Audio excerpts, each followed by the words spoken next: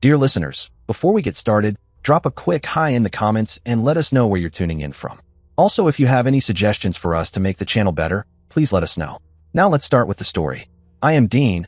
I have been running my own HVAC contracting business for 8 years now. Started from nothing.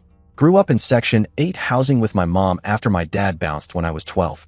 Spent high school working weekends at a scrapyard, put myself through trade school, and built this company from a beat-up van and a toolbox.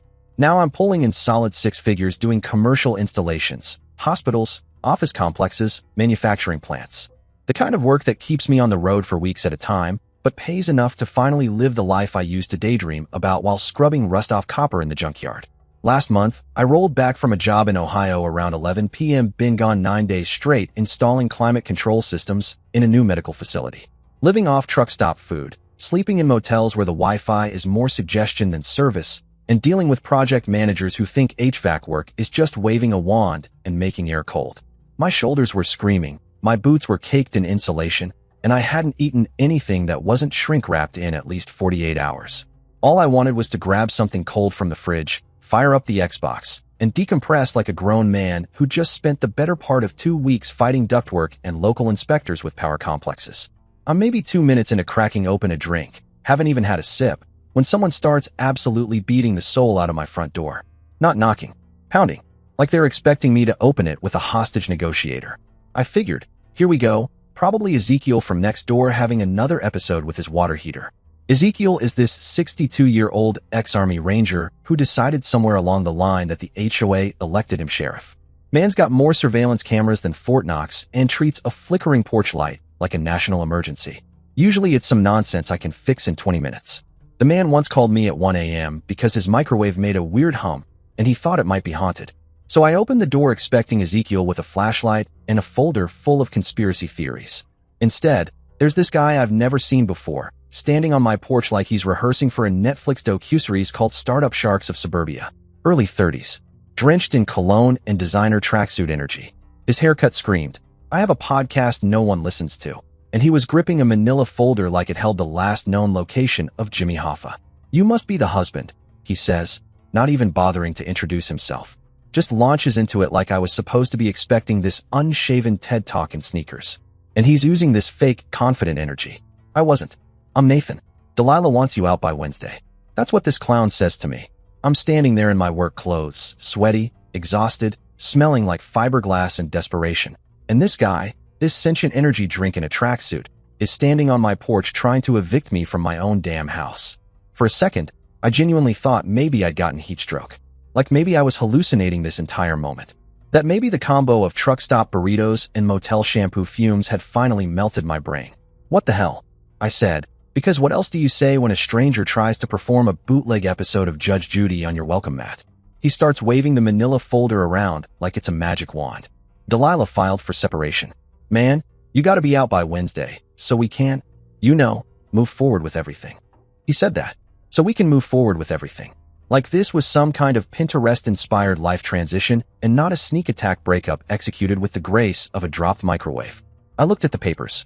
Delilah's signature was right there. Sure enough, all legal-like, which made it worse, because now I had documentation that I was being blindsided by a woman who clearly believed surprise divorce, served by new boyfriend, was a valid conflict resolution method. And then he hits me with, yeah, Delilah and me. We're together now, bro. She's been unhappy for like months. Time to move on, Time to move on. Right. Unhappy for months, but still using my Netflix password and driving the car registered in my name. Totally tracks. That's when it clicked. This wasn't some legal process server or mediator. This was Delilah's new boyfriend, standing on my porch, wearing cologne that probably came with a warning label, trying to evict me from my own property like I was some squatter who'd overstayed his welcome in a Craigslist sublet. I didn't say a word, just closed the door in his face and turned the deadbolt with the slow, satisfying finality of a man locking out both drama and dumbassery. Through the peephole, I watched him stand there for a good 30 seconds, probably recalculating whether his little alpha male takeover had landed. Then he turned and walked back to his car, a lease special Audi that was definitely stretching his budget harder than his shirt was stretching across his gym-fueled ego. Ezekiel was on his porch the whole time, smoking a cigarette and watching like this was Attitude Era, Monday Night Raw. Didn't even pretend not to be eavesdropping. Nice try, champion. He called out as Nathan got in his car. Nathan didn't respond. Just peeled out of my driveway like a teenager who'd just been told the prom queen wasn't into crypto. I went back inside and made 3 phone calls. First, to my lawyer. I gave him the rundown and asked him to review my legal position. He said he'd get on it right away and told me not to sign anything unless he gave the green light. Solid dude. Doesn't sugarcoat a damn thing, which is exactly what I needed. Second call, my bank. Told them to put alerts on all my accounts. No idea what Delilah's endgame was, but I wasn't about to let her drain me dry while her new guy was trying to change the locks. Also froze the joint accounts. Figured she either had a personal stash somewhere or was playing financial hopscotch on Nathan's dime. Either way, clock started ticking the moment I locked her out financially. Third call was to Chris, my business partner. Gave him a heads up that some personal chaos might spill over into work for a few days.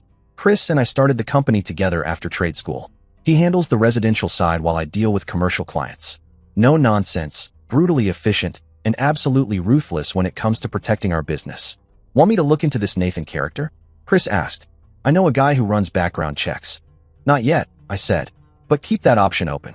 That night, I barely slept.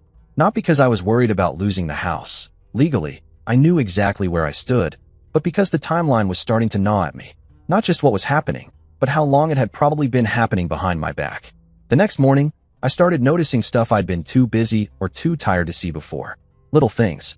Random details that suddenly made way too much sense when I rewound them with the fresh lens of my wife's boyfriend just tried to evict me. By Wednesday morning, I wasn't taking any more chances. I changed every lock in the house. Cost me $350 for 6 new deadbolts and a smart lock system with camera integration. Best money I've spent since I upgraded to orthopedic work boots. Here's what Nathan and Delilah didn't know, and what she clearly forgot to mention during their little secret PowerPoint session about how to ruin my life. I bought this house 3 years before we got married. 2,600 square feet, finished basement, 2-car garage. Paid cash. Used money from my first few big commercial jobs, plus a chunk of inheritance from my grandfather. Same man who taught me how to solder copper pipe and never trust anyone with your assets. The deed? It has one name on it. Mine. I never added Delilah because my grandfather always said, never give someone the power to destroy what you built alone. He was paranoid about everything. Wouldn't even share a Netflix password. But turns out that old man's paranoia just saved my ass. Once the locks were changed and the cameras installed, I started thinking back. All those weird little things that had been happening around the house, stuff I chalked up to Delilah being Delilah, were starting to look a whole lot more suspicious. Groceries disappearing faster than usual. Electric bills spiking even though I was barely home. Netflix showing shows I'd never watched. Some British baking competition I couldn't stomach 5 minutes of.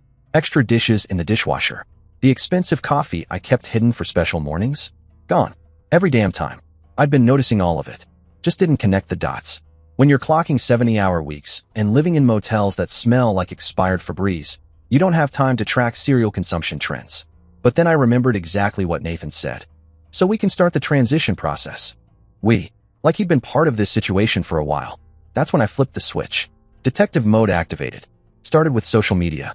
Delilah's Instagram was the usual circus of filtered nonsense. The same old, I'm spiritually enlightened and also very into mimosas aesthetic. Yoga poses. Expensive brunch plates arranged like someone was about to sacrifice them to the god of overpriced avocado toast.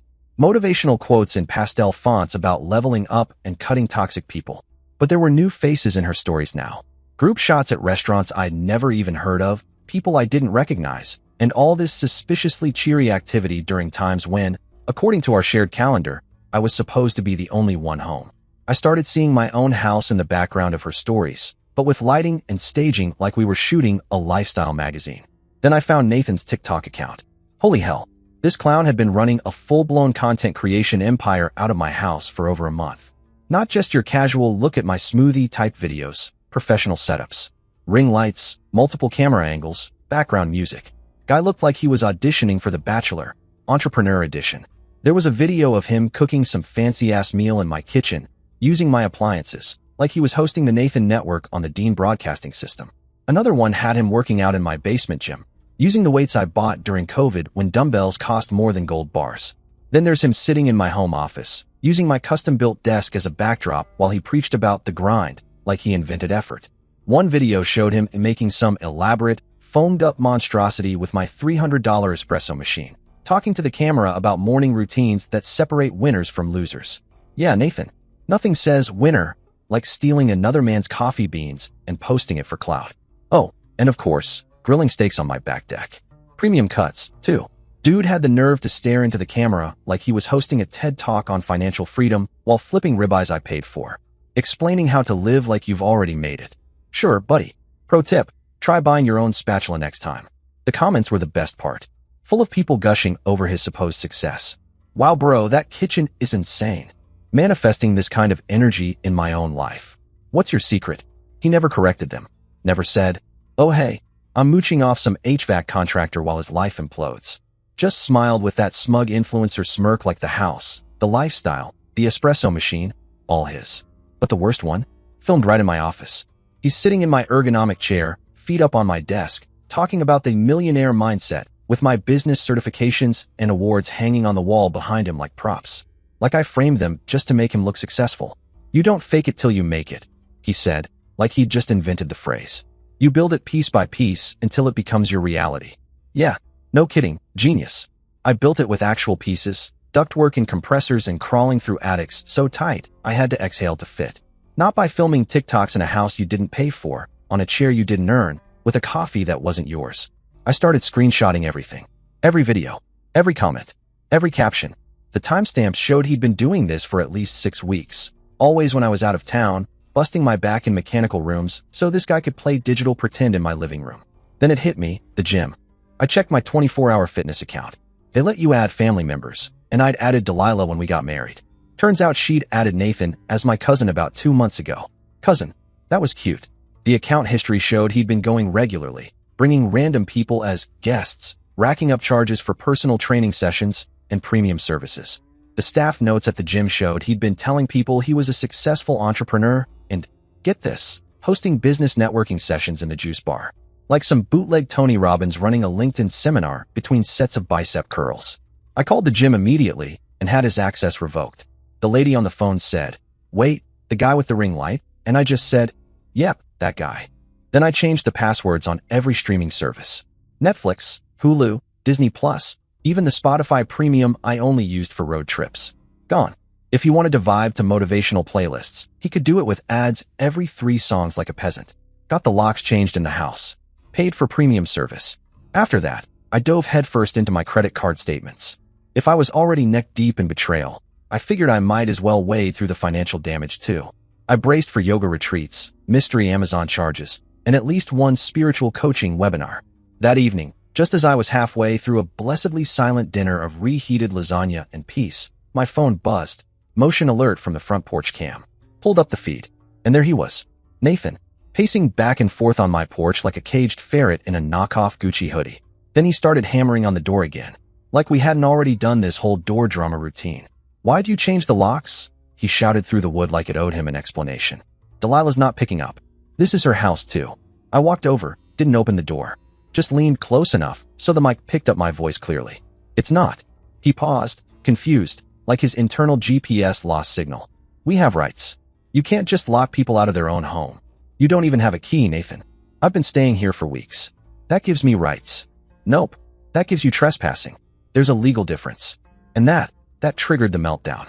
He started pacing again, like a raccoon who just got denied a trash can, ranting about tenant rights and unlawful eviction and how he was going to sue me for everything I owned. Which, ironically, he seemed to think he already owned. Then, because subtlety's dead, he tried to kick in the door. Like we were in some low-budget action movie where the villain wears joggers and sprays too much cologne.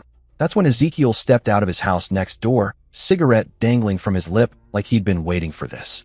Hey, tick-tock, he called, loud and clear. Yeah, you with the fake-ass teeth. Half the block's watching you lose your shit right now. Nathan spun around, puffed up his chest like a discount Vin Diesel. Stay out of this, old man. This ain't your business.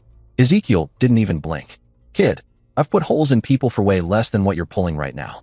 You might want to think real hard about what you do next. They stared each other down for a solid 15 seconds.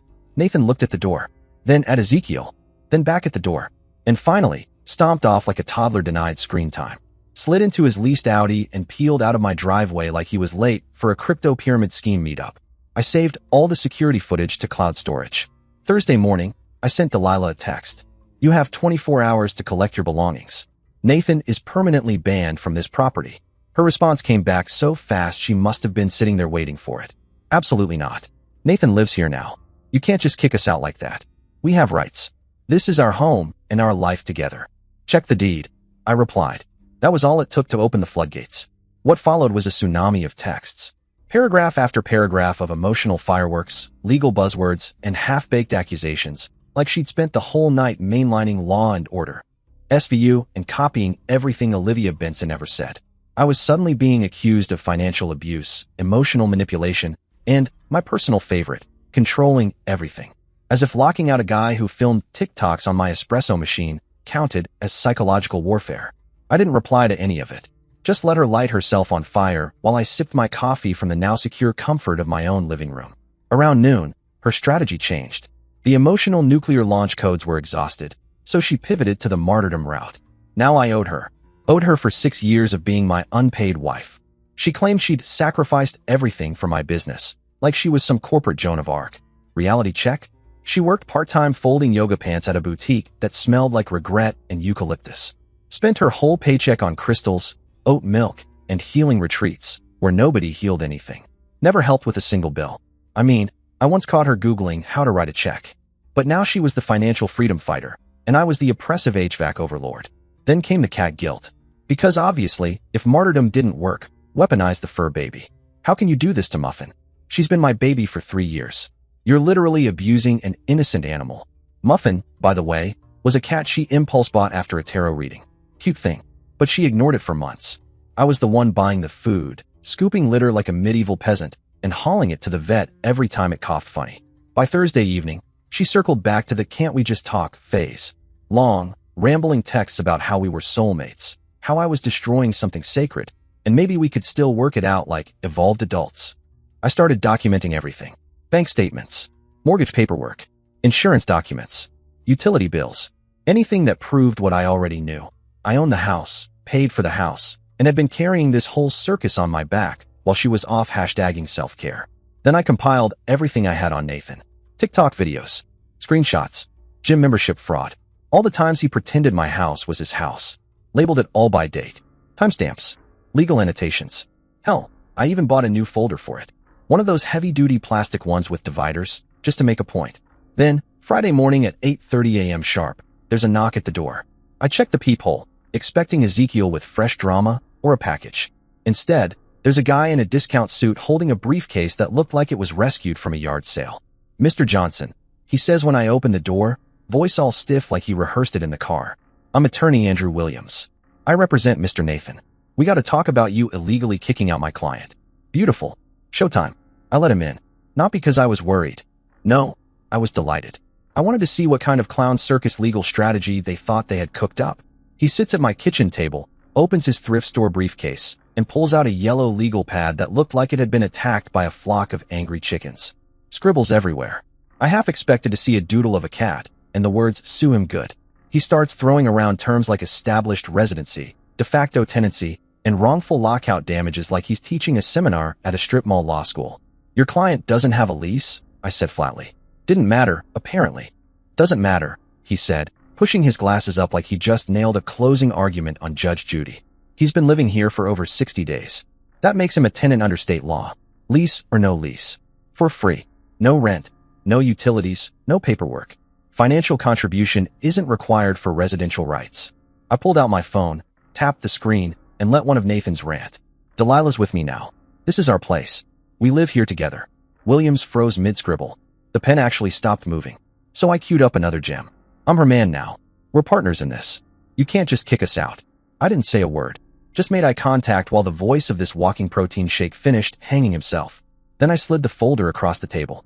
Neatly tabbed and color-coded. Because when I go petty, I go organized petty. Inside was everything. The property deed with only my name on it. Insurance paperwork.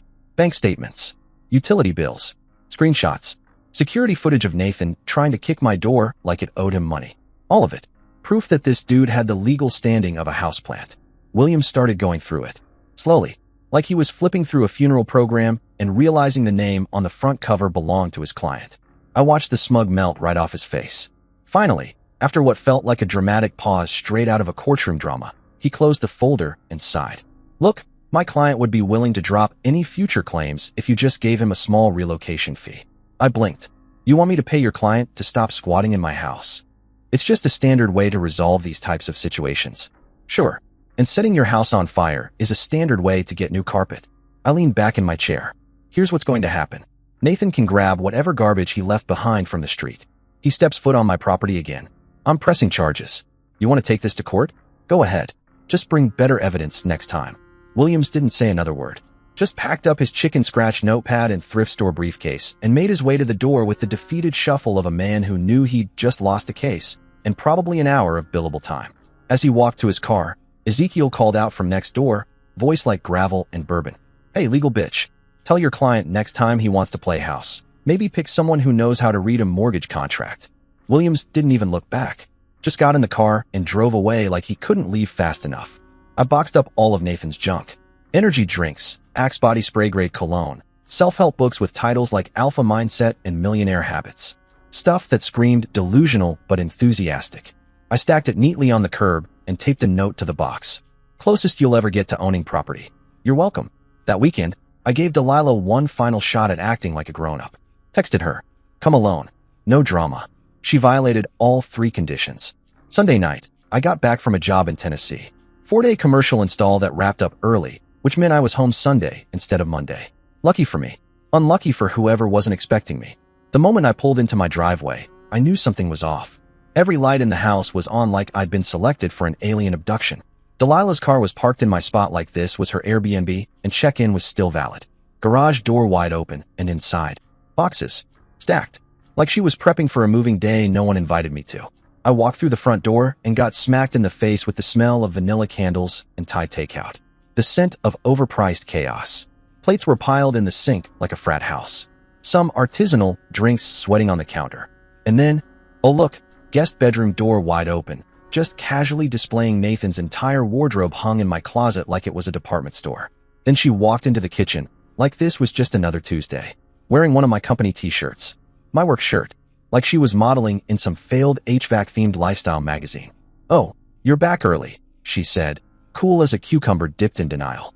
I wasn't expecting you until tomorrow. How the hell did you get in? I said. I had the locks changed. I called the locksmith. Her tone had the confidence of someone who just discovered Google Law. The separation isn't finalized yet. My lawyer says I have every right to occupy the marital residence during proceedings. You have an apartment, I said. Go occupy that. She just kept floating around the kitchen like she owned the place. Opening cabinets.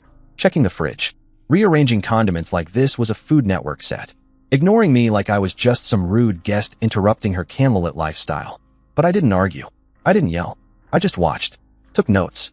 Stored it all in the growing archive of reasons this entire saga should be turned into a true crime docuseries. That night, I heard her voice through the guest room door. Soft, but not soft enough to miss. What she didn't know was that the smoke detector in that room had a built-in audio monitor. Security upgrade from last year. So I pulled up the feed. Just give me another week, she was whispering. He's weak when you handle him correctly. I just need to make him feel guilty one more time. Then we're golden. Trust me, I know exactly how to manipulate him. Nice. So much for soulmates. She wasn't trying to reconcile. She was stalling. Giving Nathan time to build squatters' rights in real time like some bootleg real estate strategy. Monday morning, she tried the reasonable adult act over breakfast. Like nothing shady had happened 12 hours earlier. Look, let's just be adults about this, okay? She said, stabbing her eggs like they owed her money. Nathan needs somewhere to crash. Just for like a month. Maybe 2. You're never here anyway. He could use the guest room. Help out around the house. We don't have to go through lawyers and all that expensive BS. I just stared at her like she'd asked if he could borrow my toothbrush too. You want your boyfriend living in my house while we're getting divorced? God, you're so dramatic, she groaned. He's not dangerous or whatever. He just needs time to get his business going. Hell no. You're impossible. You make everything harder than it has to be. No, I said. We're done talking about it. She slammed a cabinet like that proved something and stormed off like the victim of a serious injustice. 2 hours later, I went to my office and noticed some things were off. My laptop? Gone. Tablet? Gone. My expensive watch? Vanished from the dresser. Checked the indoor security cameras. Unplugged. Again. But the outdoor cameras? Cameras caught everything. Security footage timestamp. 7:15 a.m. There she was, Delilah, loading my electronics into her car like she was moving out of Best Buy with a 5-finger discount. I texted her immediately. Return my property. Immediately. She replied with Olympic-level audacity. Nathan needed them for some important business meetings. Chill out. We're still married, remember? What's yours is mine. That's how this works. Wrong move, sweetheart. I called the cops. Officer Bailey showed up. Not the same one from before. This guy was mid-40s, shaved head, looked like he drank black coffee, and didn't believe in small talk. Zero tolerance for domestic nonsense. I handed over everything. Security footage. Receipts. Serial numbers. Color-coded if he needed it. Delilah rolled up like she was starring in her own courtroom drama and went straight into performance mode. We're still legally married, she told Bailey, channeling her inner legal expert from all 4 seasons of The Good Wife. He can't just hoard everything while I'm trying to rebuild my life after he abandoned me. Bailey didn't even blink. Ma'am, taking someone's stuff without asking is theft. Marriage doesn't change that. He pointed to the receipts. These were bought before separation. They're his property. And just like that, her Netflix lawyer defense crumbled like a stale gluten-free muffin. She had to return everything, under police supervision. The laptop had soy sauce stains on the keyboard like someone tried to file taxes during takeout. Tablet, cracked screen, looked like it had been used as a coaster at a frat party. My watch, missing the band. Who even steals half a watch?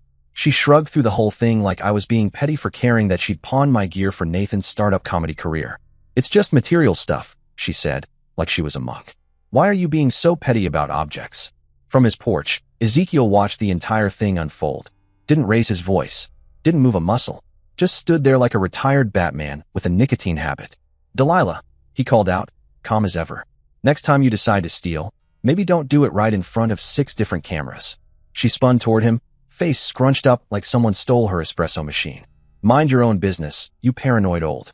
That's exactly why you're going to lose everything, he said, nodding slow like it was a prophecy. Friday morning, I had to hit the road for North Carolina. Major hospital install. Climate control systems had to be up and running before patient move-in. Months of planning. Before I left, I sent Delilah one final message. Do not bring Nathan to this house. Do not test me again. She left me on read. No shock there. Swung by Ezekiel's on the way out. He was on the porch, cleaning one of his rifles like it was a Sunday tradition. Some kind of military-grade scope on top that looked like it could read your blood type from a mile away. Hey, Ezekiel. I'll be gone 3 days. Can you keep an eye on things? He didn't look up. Just kept working the cleaning rod like he was polishing a warning label. No problem, he said. But I got a feeling your boy Nathan's gonna try something stupid while you're gone. Just call the cops if you see him. Ezekiel grinned, eyes still on the rifle. Oh, I'll do more than that. I should have known when Ezekiel said, I'll do more than that. It wasn't a promise. It was a threat. The hospital job in North Carolina? Smooth. 3 days of sweating over ductwork, compressors, and bureaucratic nonsense. But we finished ahead of schedule and under budget. Got paid. Got praised. Added another win to the portfolio. Then Sunday afternoon hit. My phone buzzed. Text from Ezekiel. One word. Gotcha. Attached, a video. I opened it and felt my blood pressure spike so hard I thought the screen might crack in self-defense. There it was. Nathan's clown car in my driveway. Another clip. Nathan and 2 dudes unloading furniture from a full-blown moving truck like they were starting a bachelor pad inside my house. Final video. Delilah. Letting them in. Holding a key. A key she wasn't supposed to have anymore. I called Ezekiel. How long's this been going on? Since Friday night, he said, casual as ever. Full-scale moving operation. Had a whole truck. Professional movers. The works. You call the cops? Wanted to let him dig their hole deeper first, he replied. You heading back tonight? I'm leaving right now. This is going to be entertaining. He said it like he was ordering popcorn. I gripped the wheel for the next 4 hours like I was trying to squeeze the stupid out of the situation. Interstate 77 blurred by while my brain played a highlight reel of potential crimes happening in my living room. Pulled into my driveway around 8 p.m. The smell hit me before the door did. Cigarettes. Booze. Greasy pizza. Definitely not my cigarettes. Definitely not my drink. Definitely not how my house is supposed to smell. I stepped inside. It looked like a college dorm had been nuked by a reality show. Trash everywhere. Couch cushions tossed like someone lost a fist fight. Shoes I didn't recognize. Furniture rearranged like a feng shui experiment gone terribly wrong. In the guest room, a full Nathan exhibit. Clothes, electronics, vitamin bottles, shaker cups, and, because of course, a mini fridge humming beside the bed like this was a Marriott extended stay. Delilah strolled out of the bathroom like I was early for a dinner reservation she forgot to cancel. You're back sooner than expected, she said, completely unfazed. You gave him a key. He needed a secure place to stay while his lease situation gets sorted out. He moved in completely. It's temporary. Stop being so dramatic about everything. Sure. Because when I think temporary, I definitely think full wardrobe plus kitchen takeover plus man cave setup. Then Nathan walked out of my kitchen wearing my gym clothes, chewing my food, drinking my drink like he was auditioning for Extreme Home Invasion, Influencer Edition. What's good, man? He said, like we were college roommates. We thought you were staying until Monday. I scanned the living room. Something was off. Where's my TV? Gone. My 75-inch Samsung wasn't just off, it was missing. Where's my TV? Nathan's face twitched. For a half second, it short-circuited. What TV? I didn't even respond. Just opened the security app on my phone. Scrolled back. There it was. Saturday afternoon. Nathan and another dude loading my 75-inch Sony into a pickup truck. I was just keeping it safe, Nathan said, still chewing like he wasn't standing in the middle of a crime scene. You know, neighborhood's been sketchy lately. Didn't want anyone to break in and steal it. Right, I said. So you stole it first. No response. Just that awkward shuffle people do when their lie trips over its own shoelaces. I walked to my home office, praying for some kind of miracle. The computer was still there, but it looked like it had been through a frat party and a power outage. Screen was smudged like someone had been eating fried chicken while Googling nonsense. All my settings were reset.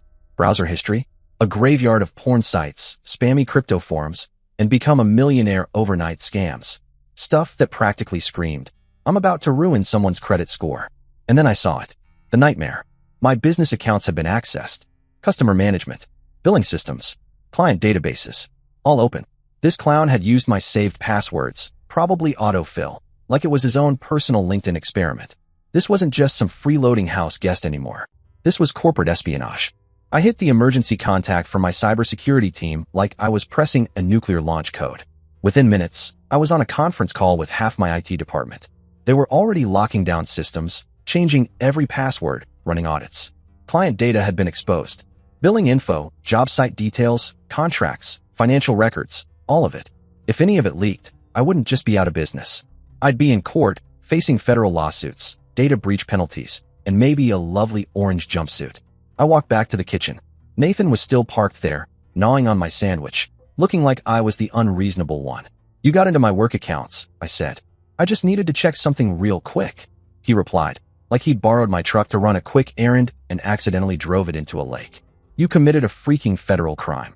Delilah decided that was her cue to jump in. He was trying to help. He's been more supportive than you ever were. Delilah, I said, shut the hell up. This isn't marriage anymore. This is federal. Nathan shrugged, like we were arguing about who drank the last soda. Bro, chill. I didn't actually take anything. You accessed protected systems without authorization. That's a felony. Then, he made the worst mistake he's made since showing up on my porch in a tracksuit. He laughed. You're being a jerk, man. Nobody's gonna prosecute over some stupid computer stuff. And there it was, that same fake, smug, TikTok tough guy smirk. The kind of manufactured confidence that probably worked on college girls. I grabbed him by the throat and slammed him against the refrigerator before he even knew I was moving. It wasn't rage. It was clarity.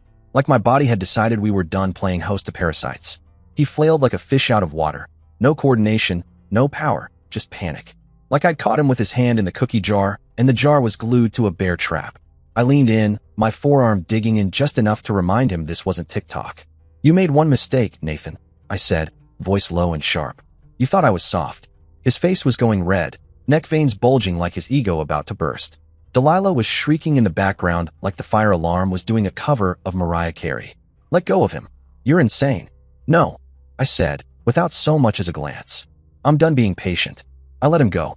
He crumpled like a cheap folding chair, gasping and clutching his throat like it owed him something. You're psycho, he wheezed, eyes watering, voice cracked. Go ahead and call the cops, I said, calm now. Tell them how your little startup hacker routine just tripped over federal law. I pulled out my phone and started recording. No filters, no ring light, just raw panic. Nathan squirmed like a worm on a hot sidewalk. Then the confession tumbled out. I was just trying to find leverage to help Delilah get a better divorce settlement, he choked out. Everything stopped. Delilah froze mid-hysterics. You what? She snapped. I was just helping you. You told me it was just email.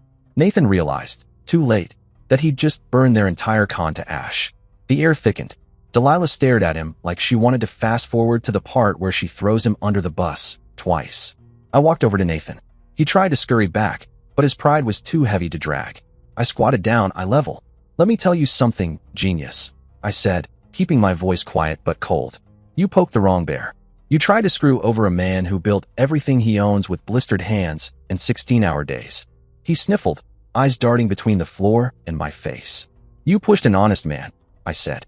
"And now you're gonna learn what happens when the good guy stops turning the other cheek." I slapped him multiple times. Slapped him till my hand were red and he was crying like a bitch. He was dealing with a contractor who crawled through attics in July, who knew what it was like to dig his way out of nothing, and who had absolutely nothing left to lose when you tried to take what was his. Nathan sat there trembling, lips quivering, the alpha male drained right out of him, like a balloon that realized it was full of hot air and nothing else. Delilah? Silent. Stone-faced. Probably calculating how fast she could draft a "he lied to me" defense before the feds showed up. I stood up, looked down at the mess on my floor, and said, "Hope you enjoyed your influencer fantasy, Nathan, because this is your final episode." A few minutes later, Officer Bailey showed up. Different cop, same attitude, zero tolerance for BS. I handed him the phone, the footage, the logs, the whole disaster wrapped in a lawsuit. He scrolled through, eyes narrowing. "This is way beyond domestic disputes," Bailey muttered. "He's looking at federal charges." Nathan sat on my couch in handcuffs, rubbing his throat like it was his career path that had been bruised. His dream of being a social media alpha? Yeah, that died right there on my microfiber sofa. He got arrested that night on enough charges to fill a law school textbook. Computer fraud, unauthorized access, identity theft, attempted corporate espionage. Bailey called in the feds before the ink dried on the report. Federal agents showed up within hours. They confiscated everything Nathan had touched. Phone, laptop, that discount smartwatch he claimed could track his hustle. They started building a case so airtight you could seal ductwork with it. Delilah, of course, tried to play innocent. I didn't know what he was doing. He never told me. But the agents were already flipping through her texts. Messages where she and Nathan talked about digging up dirt on me. Scheming. Plotting. Pretending it was strategy instead of stupidity. And Nathan? He sat in the back of that federal transport vehicle, hands cuffed in front of him, eyes darting around like maybe there was a reset button somewhere. No ring light. No motivational speeches. No background music. Just a scared little man who'd made the biggest mistake of his life. Chad showed up about 2 hours after the feds hauled Nathan off in cuffs, looking like a kid caught stealing candy from a church bake sale. He had my TV in the back of a rental truck, bubble wrapped like he cared about it. Said the federal agents had given him a little chat, either cooperate or enjoy matching orange jumpsuits with Nathan. He chose cooperation. Smart boy. One by one, everything came back. My air fryer, my power tools, even the unopened bottle of 23-year-old scotch I'd been saving for the day I finally retired. It was like Christmas, if Santa was the feds and the elves were regretful felons. Chad didn't say much, just kept his head down and apologized every 3 minutes like he was trying to earn Yelp stars. Ezekiel stood on his porch the whole time, full gear out, tripod, boom mic, DSLR with a zoom lens that looked military issue. "Better than Netflix," he muttered, sipping a beer. "Should have sold tickets. Could have funded my retirement." By the time Chad dropped off the last box, I was just starting to feel like things were balanced again. Then it happened. He tripped. One foot caught on the edge of the porch step, and boom, box went flying, burst open like a piñata of heartbreak. $250 worth of rare imported coffee beans rained across my driveway like the confetti of disappointment. I stood there, staring at it, like a soldier watching his platoon go down in slow motion. And that's when I saw it. Nathan, still in the back of the federal transport, hands cuffed, window cracked, smirking like this was the high point of his day. "Oops," he said, like a toddler knocking over juice. That one word, oops, got him slapped with another charge, destruction of property. That'll teach you to mess with a man's beans. Delilah, naturally, decided this was her cue for a comeback. "This is insane," she snapped, throwing her hands in the air like she was auditioning for a soap opera. "It's just coffee. You're ruining his life over nothing." I didn't even blink. He ruined his own life. I'm just documenting it. And document it I did. Every last charge. Every receipt. Every tiny offense filed and indexed. That week, the federal case started moving faster than Delilah's last relationship. Nathan's lawyer tried to angle for a plea deal, but the prosecutor? Young, hungry, and apparently building her career on the backs of dumb influencers who thought the internet was lawless. No deal.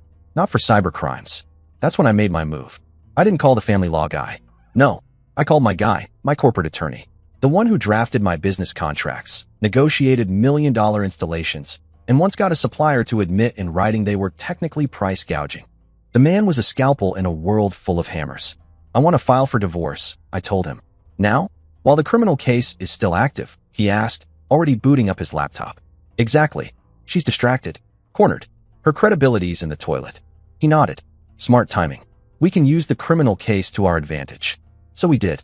That Thursday, we filed the divorce petition. Everything was laid out. A full financial disclosure, detailed documentation, and a little bonus section titled Exhibit A, Felony Stupidity. We spelled it out line by line. How I owned the house, the vehicles, the business. How she'd contributed roughly the equivalent of a decorative pillow. And most importantly, how her involvement in Nathan's little cyber heist disqualified her from pretending this was anything resembling a normal split. The best part? She got served at work. Mid-shift. At the overpriced health cafe where she poured $9 smoothies and spiritual advice into bamboo cups. According to the process server, she broke down in front of 3 customers in a tray of quinoa wraps. Cried like she was being sent to federal prison herself. Got sent home early. Shame. I hear they were having a 2-for-1 turmeric latte special. She called me that night, full banshee mode. You filed for divorce while I'm dealing with a criminal case? That's emotional abuse. I was flossing at the time. Didn't even pause. That's called strategic timing. Your boyfriend committed federal crimes using my property. That's grounds for divorce in every zip code, sweetheart. I didn't know what he was doing. Sure you didn't. Your text messages say otherwise. Don't worry. Your lawyer will explain what discovery means. She hung up. No goodbye. No comeback. Just dead air. For someone who had a quote for every crisis on Instagram, she sure didn't like reality checks.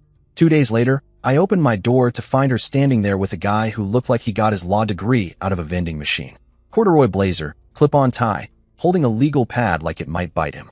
My client, he began, clearing his throat like he was prepping for Broadway, deserves half of all marital assets.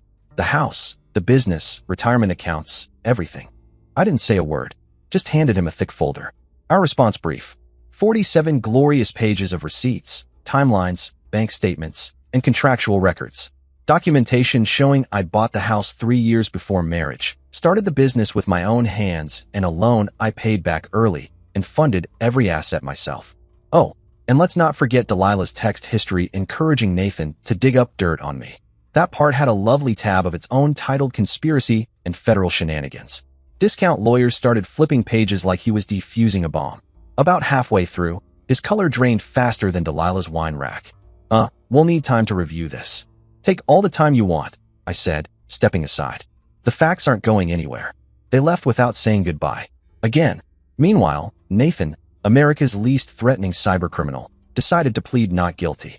He got $1,850 in restitution and mandatory cybercrime education, aka digital fraud for dummies. And the best part, 1 year in a prison cell with Bubba. Delilah somehow managed to steer clear of being sent to prison because, as per her, she was not aware of what Nathan was doing. She still got probation for a year. But the best was yet to come. Ezekiel, bless his tactical soul, decided to look into things.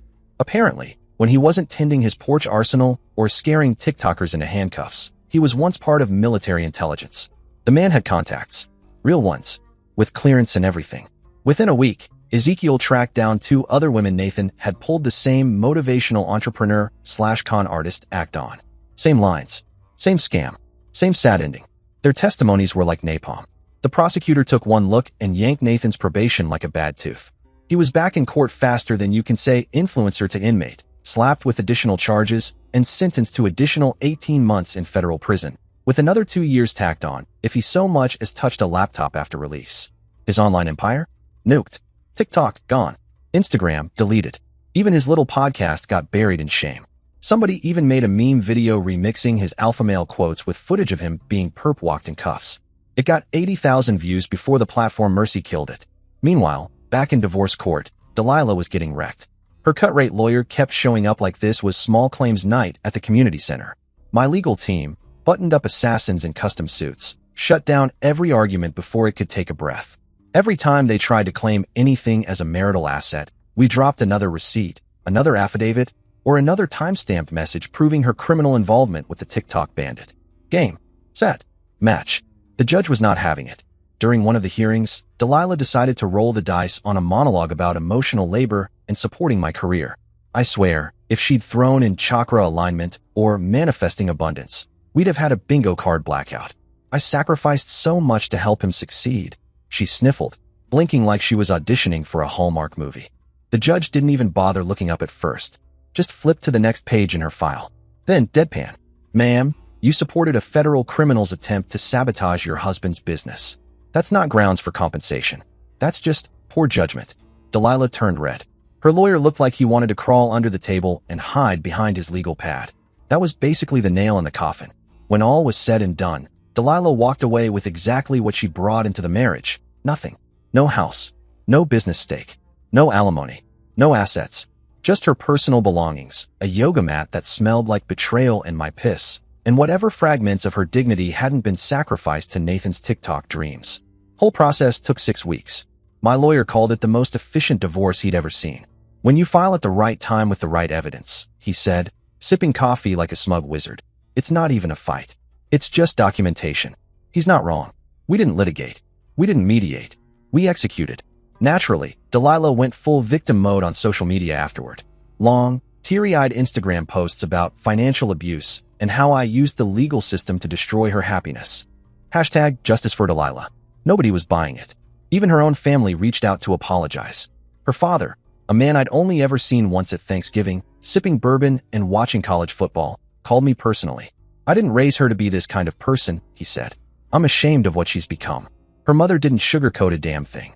You're better off without her.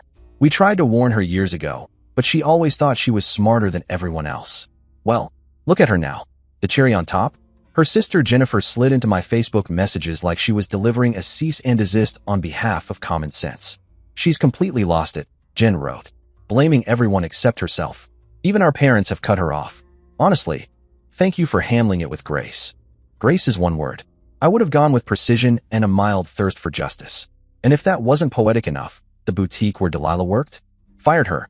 Apparently being linked to federal crimes isn't great for business, especially if you're selling $80 soy candles and empowerment crystals. The owner sent out a polite email to customers saying they were reevaluating staffing decisions to protect brand integrity. Delilah landed in a tiny studio apartment across town, one of those units where the kitchen sink shares space with the shower, and got a job waiting tables at a chain restaurant. Not even a good one. Think sticky menus and birthday songs with hand claps.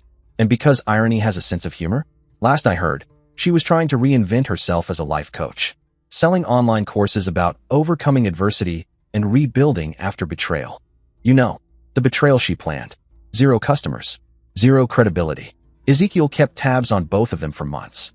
Know your enemies, he told me once over black coffee and bacon that could patch drywall. That's basic tactical thinking. And when a man who owns 5 rifles with names gives you life advice, you listen. Fast forward about 6 months from the start of this dumpster fire. 3 months post-divorce. Life? Fantastic. I'd just flown back from a $180,000 climate control contract in Florida for a pharmaceutical company. Biggest job I'd ever closed, and it went off without a hitch. Business booming. Clients happy. Beard trimmed. Lawn mowed. Even Ezekiel had complimented the mulch job I did on the flower beds. Then, Tuesday evening. I'm home, still smelling faintly like jet fuel and HVAC glue, when there's a knock on the door. I open it, and I almost didn't recognize her. Delilah looked, well, like she'd lost a fight with a Goodwill bin. Skinny in the unhealthy kind of way. Hair flat and frazzled.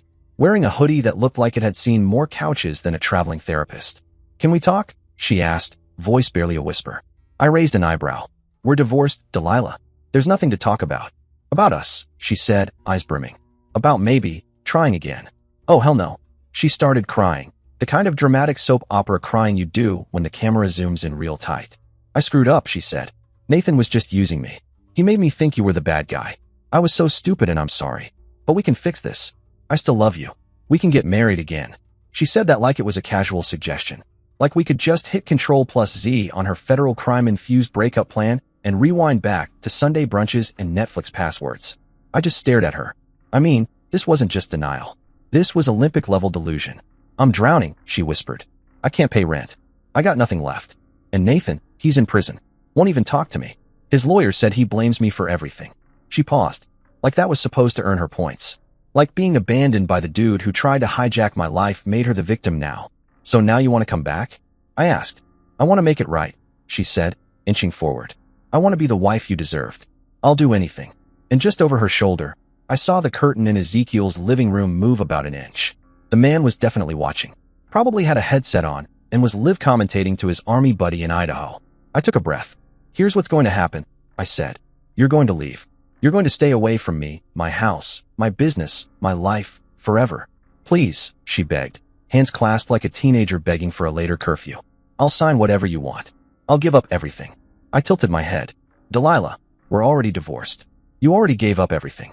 That happened months ago. She looked like someone had kicked her spiritual puppy. I can't make it on my own. I need help. I need you. And that's when I smiled. That big, satisfied, this is better than coffee kind of smile. You should have thought about that, I said slowly, before you moved another man into my house. She was full-on sobbing now, ugly crying, lip trembling, mascara streaks like someone had painted despair on her face with a Sharpie. I'll do anything, she wailed. I'll be your maid. Your whatever. Just please don't leave me like this. I started closing the door. Your time's up. Step back. Please, she begged. I'm desperate. I have nowhere else to go. Yeah, well, that's not my problem anymore. That's why I divorced your ass. And that's when the meltdown reached full circus level. She went through all 7 stages of grief in under 2 minutes. I mean, it was impressive. Like a speed run of emotional collapse. Screw you, she screeched. You destroyed my life. Oh, here we go. Everything is because of you. Nothing would have happened if you cared about me. I raised an eyebrow. Are you done? Apparently, that was not the correct answer. She started muttering curses, sobbing, and full-on snotting all over herself. Her hair was stuck to her face. Her makeup was clumping. It looked like her whole existence had been processed through a blender. I didn't say anything else.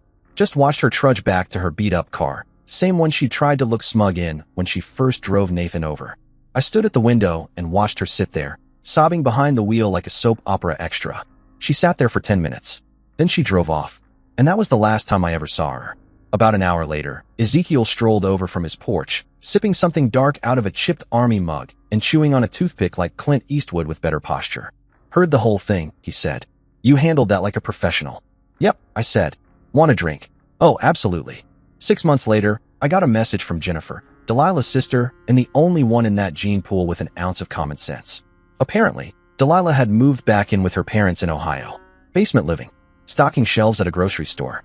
Still trying to launch her life coaching business like she hadn't just nuked her own credibility with federal charges and a viral breakdown. 0 success. 0 clients. Probably 0 self-awareness. Nathan? He got out of prison last month. Back to living with his parents in a different state. Working at a call center where the biggest risk he's allowed to take is asking someone if they're satisfied with their broadband plan. Banned from social media. Reputation DOA. Even his TikTok fanboys had moved on to the next fake guru with a ring light and a motivational quote stolen from Pinterest. Meanwhile, me? My business is thriving. Hired 2 more technicians. Scored 3 new commercial contracts. Upgraded my work truck. Replaced the espresso machine Nathan used in his morning grind TikTok with a better one. One that doesn't remind me of failed influencer dreams and cheap cologne. I also started dating again. This time, a woman who actually appreciates what I've built instead of trying to stake a claim like it's gold rush land. Smart, kind, laughs at my jokes. We're taking it slow. No rush. No rings. No squatters. Ezekiel's still posted up next door. Best early warning system money can't buy. Guy can hear a car door close from 3 blocks away and tell you the make, model, and emotional state of the driver. And every time I walk through my house, I smile. Because I remember exactly what happens to people who mistake kindness for weakness. Some lessons are permanent. Some consequences are forever. That's exactly how it should be. Dear listeners, please share your thoughts in the comments section below and don't forget to like, share, and subscribe.